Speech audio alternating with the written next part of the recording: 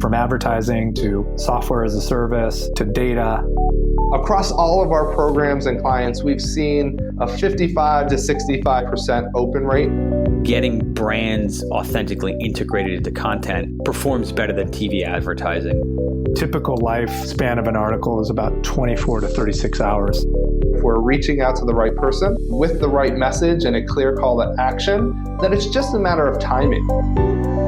Welcome to the MarTech Podcast, a Ben J. Schaap LLC production. In this podcast, you'll hear the stories of world-class marketers that use technology to drive business results and achieve career success. We'll unearth the real-world experiences of some of the brightest minds in the marketing and technology space so you can learn the tools, tips, and tricks they've learned along the way. Now here's the host of the MarTech Podcast, Benjamin Shapiro. Welcome to the last episode of Privacy Week on the MarTech Podcast. This week, we've been doing a deep dive into a subject that's critically important to marketers in every industry, business, and channel of marketing: privacy. For those of you who've missed the last few episodes, if you're just catching up, each day this week, we've published an episode that covers how you can better understand the appropriate ways to use data and target your customers. Joining us for Privacy Week is Kasey Chappelle, who's a world-renowned online privacy advocate and a data protection officer for GoCardless. Kasey has worked as part of the in-house legal counsel for large enterprises, including eBay, Vodafone, and American Express Global Business Travel. She has a wealth of information related to data capture and privacy, and we're excited to have her here. So far this week, Kasey has walked us through some general rules for understanding privacy, what you need to know related to data capture, what are the rules for email marketing, and what you can do in terms of online advertising. And today we're going to talk about what are the repercussions when you break the law related to privacy. Here's the last installment of our interview with Kasey Chappelle from GoCardless. Kasey, it's great to have you back. The finish line is near. It's almost the end of Privacy Week. Oh, that's kind of sad, Ben, but it's good to be here. It's been fantastic to catch up, and I feel like one of the things that I want to talk about first before we get into the repercussions, a lot of our conversations from marketer to lawyer are, here's what the law is, and then the marketer says, okay, but here's what the tools do, and here's how I upload the information. And there's a lot of gray area in between what you can and can't do. Is it me, or is this stuff complicated and not very clear? You could almost think of that as a feature and not a bug. It's supposed to be complicated and not very clear because the law isn't going to give you the answer to every single possible circumstance. The law is going to tell you some guardrails. It's going to tell you what are the general principles you need to understand? And then it's up to you as a company to make decisions about how your specific circumstances fit within those general principles. So we've talked about a couple of those principles throughout the week, and I will try to summarize some of them. First off, you've mentioned it. I've said it as the closing to our last episode. The hard and fast rule for privacy and data protection is don't be creepy.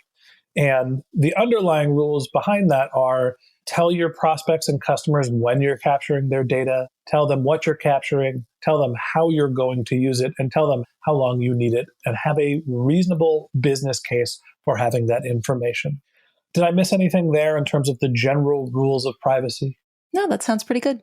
Great. So we've set a baseline for what you need to know in terms of high-level rules for privacy.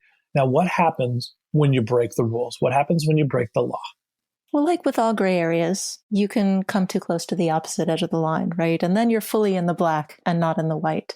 When that happens, it really depends on the legal regime. There are nuances to enforcement across different countries. In the US, for example, you're going to have the FTC as a very activist regulator. Now, they're going to step in when there's a circumstance that sets a precedent that they want to set. So they're going to pull out the big guns when you've done something really wrong, when there's broad or widespread malfeasance, or when something is really high profile. That's not going to be the case. When you Facebooked. Exactly, right? That's not going to be the case for most marketing activity. I'm sorry to everybody that works at Facebook for turning you into a verb. And for my friends that work there, it's a wonderful company. For the record, I'm an investor. I believe in Facebook. I'm just trying to be funny. Well, but Facebook is a useful tool in the arsenal for people like me because there are so many cautionary tales that come out of it. I don't know if you remember, I used to use Facebook Beacon as the cautionary tale at eBay, and I continue to use that. There are lots of examples of where Facebook operated in the gray area and got it wrong. And for most of my career, the response from certainly people on the product side have been, well, obviously they're getting away with it. And my response has always been, they're not entirely getting away with it. They're paying the price in a lack of trust. They're now paying the price in higher scrutiny.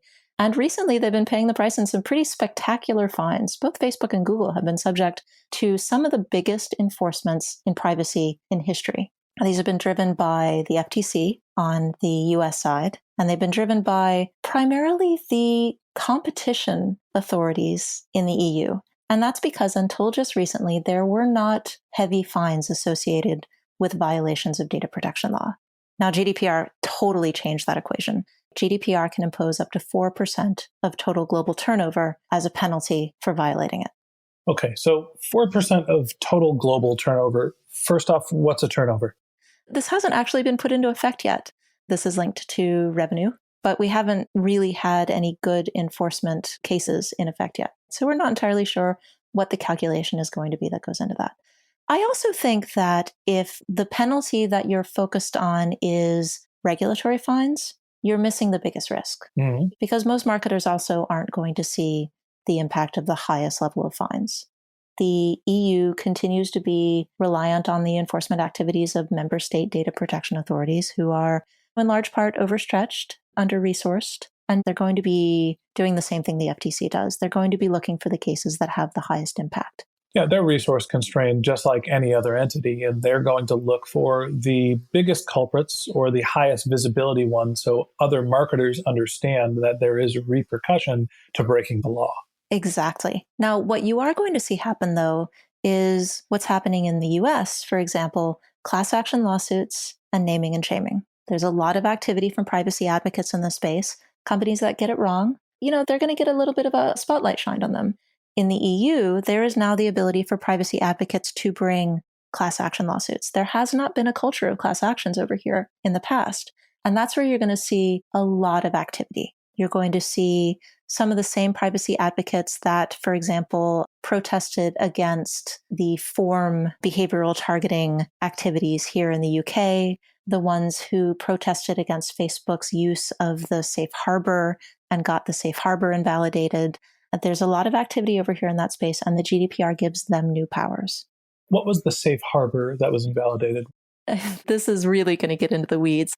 The safe harbor was a mechanism that allowed you to transfer personal data from the EU to entities in the US.